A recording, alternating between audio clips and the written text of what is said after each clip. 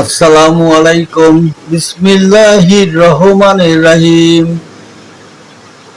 আজকে এমন একটি কথা জানাবো, ভিডিওটি শুনুন তাহলে।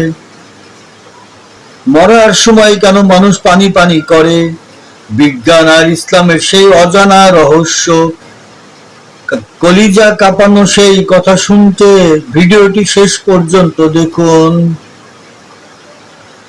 শোনেন শোনেন ভাইরে শোনেন, শোনেন দিয়া মন, মরণকালের কঠিন কথা শোনাবো এখন।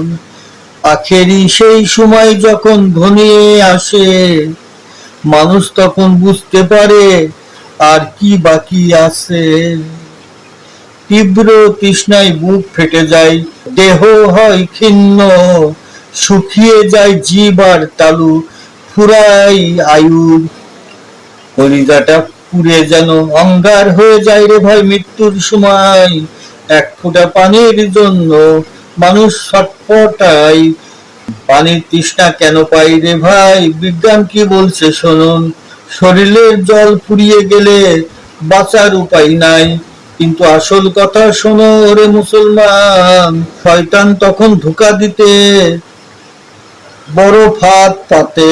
ইসলামী কিছু কথা বলবো। পানির পাত্র হাতে নিয়ে শয়তান তখন হাসে, ইমান চুরির ফন্দি আটে মরণ পথযাত্রীর পাশে। তাই তো বলি ভাইরে শোনেন, পাশে যারা রবেন মরণ যাত্রীর পাশে, পানির বদলে সেই সময় কালিমা শোনাবেন।